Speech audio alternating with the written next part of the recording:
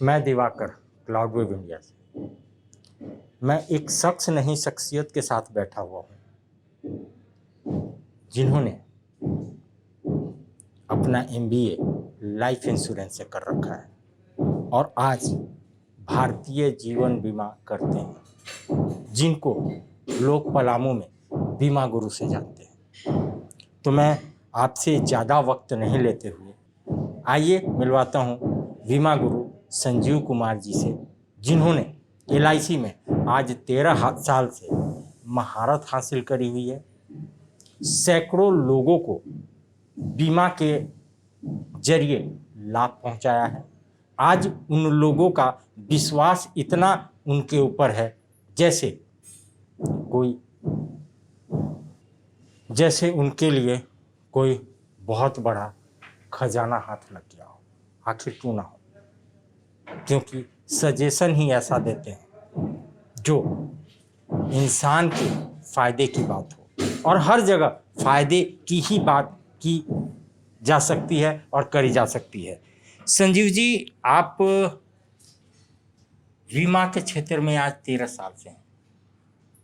Yes. और बीमा ही आपका पेशा है। अदर किसी चीज़ में आप हाथ नहीं डालते हैं, आपको कोई इंटरेस्ट नहीं है, तो बीमा ही क्यों? इसके अलावा आप कोई नौकरी कर सकते थे, लेकिन आपका पेशा बीमा और सिर्फ बीमा, आखिर क्यों? भागवत गीता के 78 लास्ट अंतिम अध्याय के अंतिम श्लोक में संजय बतला रहे हैं कि यत्र योगेश्वर कृष्णो यत्र पार्थो धनुर्धर तत्र श्री विजयो भृति ध्रुव नितिर्मतिर्ममा। जहाँ योगेश्वर कृष्ण हैं और जहाँ परम अर्जुन हैं, वहीं ऐश्वर्य, विजय, अलौकिक शक्ति तथा नीति भी निश्चित ही है। तो नो डाउट ऑन इट, जब मैंने मैनेजमेंट किया लाइफ इंश्योरेंस से, तो मेरे को लगा कि जब हम MBA के, तो MBA कभी भी नौकरी देने की सलाह नहीं देता है। वो आपको एंटरप्रेन्योरशिप में डालना चाहता है कि आप अपना खुद का बिजनेस खड़ा करो, बल्कि आप ऐसा सिस्टम खड़ा करो जहाँ कि लोग आपके साथ जुड़ते चले जाएं और आपका कर्मा विकसित होते चला जाए। आज मुकेश अंबानी, आप एक सिंपल एग्जाम्पल, मुकेश अंबानी क्या कर रहे हैं? Other people time, money and skill, दूसरे का पैसा, दूसरे का स्किल और दूसरे का समय ले करके आज वो इंडिया नहीं, पूरे वर्ल्ड के टॉप 25 अरबपतियों में से एक हैं। तो डेट्स, तो मेरे दिमाग में ये चीज़ शुरू से था कि हमको ऐसा काम करना है जहाँ पर कि हम एंटरप्रेन्योरशिप रोल में रहें, हम सैलरी देने वाले के रोल में रहें, न कि सैलरी लेने वाले की, राइट। और दूसरी सबसे बड़ी चीज़ क्या है कि अगर आप LIC का भी जो थीम देखिएगा, ठीक है, तो वो क्या है, अनचिंतो माम ये जना पर पास्ते तेसाम नित्याभियुक्तानाम योगक्षेमम वहाम्यहम्। यानी कि जो लोग, एक चीज़ और वहाँ पर भागवत में लिखा गया कि सर्वधर्माण परित्यज्य माम एकम शरणम व्रज अहम ताम सर्वपापेभ्यो मोक्षयिष्यामि मा शुचः। जो लोग सारी चीज़ों को छोड़ करके सिर्फ और सिर्फ भगवान श्री कृष्ण की शरण में जाते हैं, उनका ही भगवान कृष्ण उद्धार करते हैं। जैसे एग्जाम्पल आप द्रौपदी को देखिए। एक बार क्या हुआ था कि घटना है कि भगवान कृष्ण की अंगुली कट गई, तो वहाँ बहुत सारी लेडीज थी, लेकिन किसी का भी उस पर कोई ध्यान नहीं था कि मतलब उस अंगुली खून को कैसे बंद कराया जाए। द्रौपदी ने अपना जो आंचल था उनका थोड़ा सा काटा और उस पर उनका ये किया। अब द्रौपदी ने, जब ये द्रौपदी की बात होगी कृष्ण के लिए, कृष्ण के साथ क्या हुआ कि जब द्रौपदी का चिरहरण था तो कृष्ण भगवान ने कुछ ऐसा किया कि उनका चिरहरण होते होते बच गया। तो ये क्यों हुआ? ये विश्वास के कारण हुआ, ठीक है। तो वो जो कहा गया भागवत गीता में कि सर्वधर्माण परित्यज्य, सारी चीज़ को छोड़ करके जो सिर्फ और सिर्फ भगवान की शरण ग्रहण करता है, उसी का भगवान उद्धार करते हैं। तो सेम वे में LIC की अगर बात की जाए और लाइफ इंश्योरेंस की बात की जाए और मेरी बात की जाए, तो मेरा अपना मानना है कि जब हमने लाइफ इंश्योरेंस MBA किया है, मेरा ऑनर्स इकोनॉमिक्स रहा है, तो हम अपने विधा को छोड़ करके किसी और चीज़ में क्यों इंटर करें? कोई मतलब ही नहीं बनता है। हिंदुस्तान के अंदर बहुत सारी कंपनियां हैं और बहुत सारे लुभावने प्लान हैं, पर भारतीय जीवन बीमा LIC ही क्यों?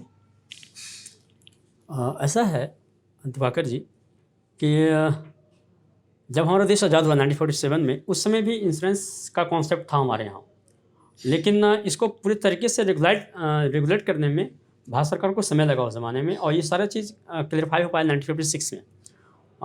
1 सितंबर 1956 से LIC ने तरीके से सिस्टम से काम करना शुरुआत किया, और LIC का जो एस्टेब्लिशमेंट डे आप सुनते होंगे प्राय कि 1 सितंबर को LIC डे बनाया जाता है। That's the reason. अब रही बात कि LIC से ही बीमा क्यों, तो हमारे संविधान में स्पष्ट दिया गया है कि सेक्शन 37 लाइफ इंश्योरेंस एक्ट 1956 के अंतर्गत जो भी कोई लाइफ इंश्योरेंस ऑफ इंडिया यानी LIC ऑफ इंडिया से किसी भी तरह का कोई प्लान लेता है तो उसका जो सम इंश्योर्ड होता है यानी बीमित धन जिसको बीमा राशि कहते हैं वो और उस पर जो भी बोनस आते हैं इन केस ऑफ डेथ या इन केस ऑफ मैच्योरिटी वो पेबल होता है भारत सरकार के द्वारा। ये सबसे बड़ा रीजन। दूसरा जो सबसे बड़ा रीजन होता है कि आप जैसे आप किसी भी कंपनी से इंश्योरेंस ले सकते हैं, कोई दिक्कत नहीं है, लेकिन जब लोन की बात होती है 3 साल बाद आपको मानिए कार खरीदना है, मकान खरीदना है और उस पॉलिसी को मॉर्गेज करने की बात है, तो हो सकता है कि जो पर्टिकुलर प्राइवेट सेक्टर कंपनियां हैं उनकी प्लान को वो कंपनी मॉर्गेज कर दे। अदरवाइज हर बैंक करने को तैयार नहीं है। जैसे मान लीजिए आपने PNB का कोई प्लान लिया, SBI का कोई प्लान लिया, तो उसके प्लान को पर SBI बैंक तो आपको लोन दे देगा मे बी, बट LIC और कोई बैंक PNB SBI का प्लान लेकर आप PNB में चले जाइएगा तो वहाँ आपको उस पर लोन नहीं मिलने जा रहा है। PNB का प्लान लेकर के आप SBI में चले जाइएगा, HDFC का प्लान लेकर के आप ICICI में आ जाइएगा तो वहाँ आपको उस पर लोन नहीं मिलेगा। जबकि LIC का प्लान है तो not only ICICI bank, HDFC, PNB, SBI सारे बैंक लोन देने को तैयार हैं। संजीव जी, हम अपने रोजमर्रा की जिंदगी जो चीजें अस्त व्यस्त हो गई हैं, आज हमारे पास पैसा नहीं है, मतलब चीजें कोरोना हो गया, ऐसी बहुत सारी महामारी बीमारियां बनी, तो हम अपने चीजों को जैसे LIC अगर पॉलिसी अगर कुछ लेते हैं तो उसमें हम अपने फाइनेंस को कैसे स्टेबल करें और क्या करें जो हमें आगे चल के हमारी जिंदगी में लाभदायक है। इसको हम लोग कहते हैं कि फिनांशियल प्लानिंग, क्योंकि हर आदमी फिनांस की पढ़ाई पढ़ता नहीं, हर कोई MBA नहीं करता है, जैसे हर कोई डॉक्टर नहीं करता। तो और इंडिया में एक बहुत बड़ा मतलब जो है हमारा education system of high quality है कि यहाँ पर पैसे की पढ़ाई नहीं होती है। बड़े कुछ लोग पैसा कमाते हैं, अलग चीज़ है, लेकिन पैसे की पढ़ाई लोग नहीं करते हैं। इससे देखिएगा कि अच्छे डॉक्टर का पैसा, इंजीनियर का पैसा, प्रोफेसर का पैसा, वो न्यूज़ के प्रोफेसर हैं, लेकिन पैसा उनका मतलब कोई उल्टा सीधा चिटफंड कंपनी उठा के ले गया और आराम से तो मैंने करोड़ों का लॉस हुआ, लाखों का लॉस हुआ। और इंडिया तो पढ़ाई होते रहता है, ठीक है। तो इसका एक कॉन्सेप्ट है फिनांशियल प्लानिंग की पढ़ाई ड्यूरिंग MBA पढ़ाई जाती है, MBA करते हैं या CS वगैरह करते हैं, उनको कुछ हद तक आइडिया होता है। कॉन्सेप्ट क्या कहता है कि जब जिस दिन आप कमाना स्टार्ट करिए, पहले तो है कि आप जब तक आप जॉब में तब तक आप डिपेंडेंट हो अपने पेरेंट्स पर। आप जैसे ही आप डिपेंडेंसी खत्म हो गई, मतलब आप जॉब में आ गए, अपने आपके हाथ में मैनेजर मिल गया और आपको काम करते हुए कुछ दिन गुजर गए, फर्स्ट सैलरी आना स्टार्ट हो गई। तो अभी का जो कॉन्सेप्ट है, अभी चूंकि हम भी बहुत जगह उठते बैठते हैं, वहाँ क्या कॉन्सेप्ट है कि अगर 1 लाख सैलरी है तो सबसे पहले उसका चॉइस है कि हमको एक जावा का बाइक चाहिए, उसके बाद 1 लाख का एप्पल का सेट चाहिए, सैमसंग का सेट चाहिए। अब ये चीज़ गलत है। होना ये चाहिए जब वो लड़का या लड़की कमाना स्टार्ट किया तो सबसे पहले अपने माँ बाप को अपने थ्रू सिक्योरिटी दे, क्योंकि जो माँ बाप उस लड़की को लड़का को पढ़ा करके बड़ा कर दिया, 25 साल के आजकल जॉब लगते थे 24 साल हो जाता है, जब तक कर दिया तो कहीं ना कहीं उस माँ बाप के खून पैसे की कमाई लगी, राइट। और वो खून पैसा मतलब खाली खून पैसा ही नहीं है, उसकी सिवाय बहुत कुछ जुड़ा होता है, उम्मीद, अरमान, ड्रीम्स, ठीक है। और भगवान न करे वो लड़का बाइक खरीदा और बाइक चला रहा है, बड़े में जा रहा है। अब होता क्या है कि एक उम्र में जुनून होता है, तो वो जुनून दिखता कहाँ है? बाइक पर दिखता है, ठीक है। वो जुनून काम में दिखे चाहे दिखे, बाइक पर जरूर दिखता है। होता क्या है कि बाइक का स्पीड होता है ना 60+ हो जाता है। अब उसमें भगवान न करे कोई ट्रक है, हाईवा है, होते रहता है, जब इंडिया में होते रहता है, एक्सीडेंट हुआ और वो लड़की कहानी खत्म हो गई, ठीक है। क्या होगा? अच्छा, अभी तो मोबाइल में सिस्टम आ गया, आप देखते हो कि कान को लगाते हैं, ब्लूटूथ करते हैं जिसको, ठीक है। अब वहाँ इसमें भी गाना पूरा रॉकिंग सॉन्ग चल रहा है, बाइक का स्पीड भी बहुत ज़्यादा है, इसी बीच हाईवा आया, ट्रक आया, थोड़ा सा टकराया और स्पॉट डेड, कहानी खत्म, ठीक है। अब उसमें क्या होता है कि माँ बाप जो उसके बहुत अरमानों से पाले थे उस लड़के, ठीक है, तो उम्मीद था, सितारा था कि भैया वो लड़का कमा के कल माँ बाप को बुढ़ापा में खिलाएगा, पापा को नौकरी नहीं करनी पड़ेगी, माँ बाप जो जिनके परेशान है, कर्जा वर्जा लिए हम कर लेते हैं, वो सब बड़ा चुका देगा। अब एक झटके में क्या होता है कि सब कुछ खत्म हो जाता है, ठीक है। वहाँ पर लाइफ इंश्योरेंस काम आता है। जैसे अब लड़का जो कमाना स्टार्ट किया, उसको सही तरीके से करना क्या चाहिए था, ठीक है। मोबाइल की जरूरत है, ऐसा नहीं मोबाइल जरूरत नहीं है, हेडफोन की आवश्यकता नहीं है, हेडफोन की आवश्यकता नहीं है, बाइक की आवश्यकता, सब चीज़ की आवश्यकता है, लेकिन उसका एक सिस्टम है, ठीक है। सिस्टम ये कहता है कि सबसे पहले सिक्योरिटी, सुरक्षा सबसे पहले आता है। सबसे पहले life insurance, life insurance company का टैगलाइन है सबसे पहले लाइफ इंश्योरेंस। जैसे मान लीजिए आप जब कमाना स्टार्ट किए तो जो आपकी सैलरी है उसका कम से कम 10 गुना आपका इंश्योरेंस होना चाहिए। जैसे यहाँ पर उस लड़की की सैलरी 1 लाख रुपए थी, तो उसका मिनिमम कम से कम उसको 10 लाख का इंश्योरेंस तो करा ही देना चाहिए था। लेकिन वो लड़का वो सोच नहीं पाता आगे। होता है कि बाइक अच्छी चीज़ है, 1 लाख का बाइक कर लो, इंश्योरेंस सोचेंगे बाद में। सबसे पहले बाइक, सबसे पहले मोबाइल या जो भी लग्जरियस चीज़ें हैं तरह तरह की।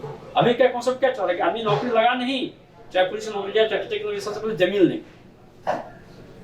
और आपको डांटेंगे से जिंदगी तक ऐसा बहुत सारा जमीन मिल जाएगा जहाँ जमीन लिया गया, मकान बन रहा है और भगवान न करे किसी कारण से जो मतलब जमीन का होल्डर था, जिसके नाम पे जमीन था, वो मालिक एक्सपायर कर गया, जिसके नॉट इमेजिन मकान आज तक निर्माणाधीन है।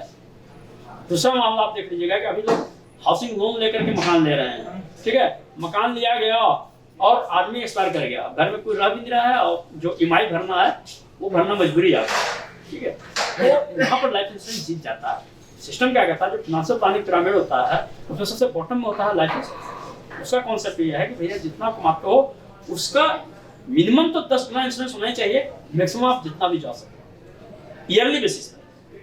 मान लीजिए सैलरी आपकी मान लीजिए प्रॉपर हो गई 1 लाख गुने 12 की तो 12 लाख हो गया, 12 लाख गुने 10 यानी कि 1 करोड़ 20 लाख का इंश्योरेंस उस बंदे का होना ही चाहिए, कोई उपाय नहीं है।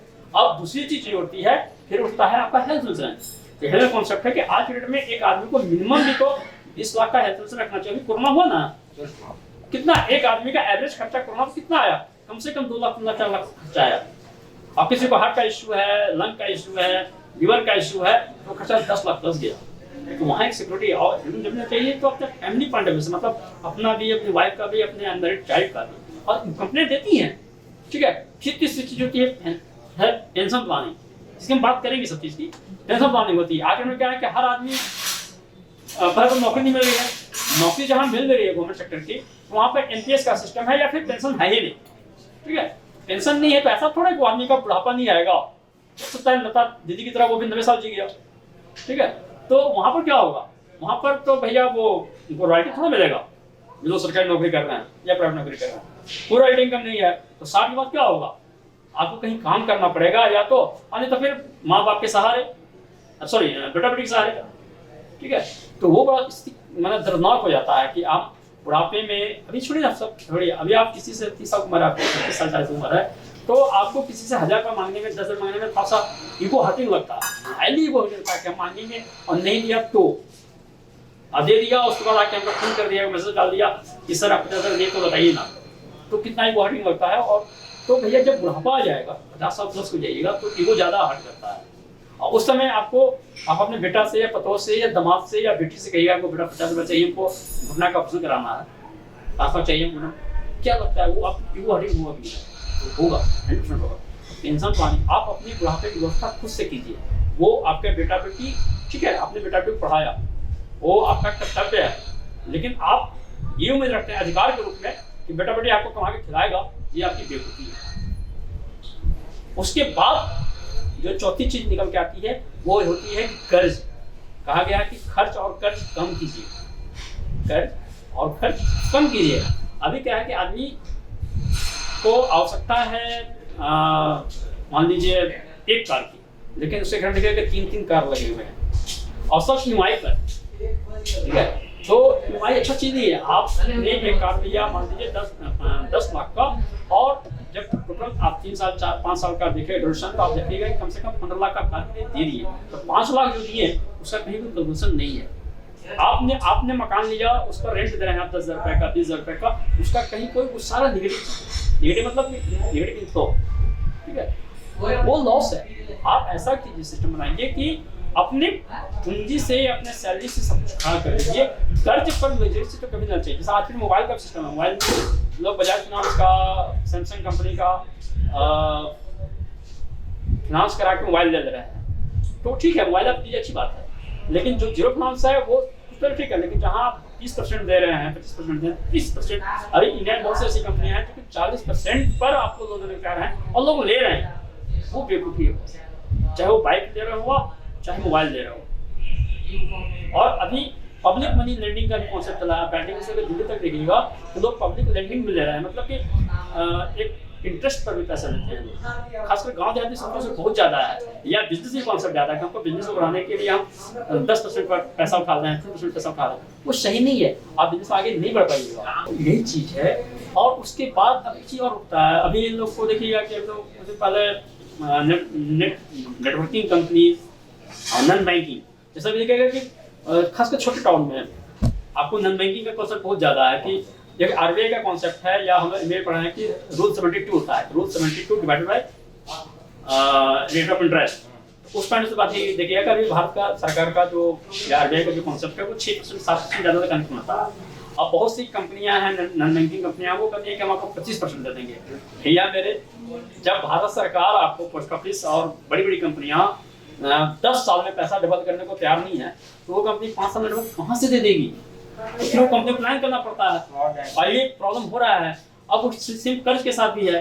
मान लीजिए कोई बिजनेसमैन मान लीजिए कमा रहा हो, ठीक है, मान लीजिए 50 लाख का नहीं 50 करोड़ का उसका बिजनेस हो, ठीक है, लेकिन वो अगर इंटरेस्ट कोई पूंजी उठा लेगा 10% इंटरेस्ट पर, 5% पर, तो अंडरस्टूड है कि वो कहीं ना कहीं या तो उसको टाउन छोड़ के भागना है, और नहीं तो चुकाना नहीं है, ठीक है, वो गलत हो जाता है।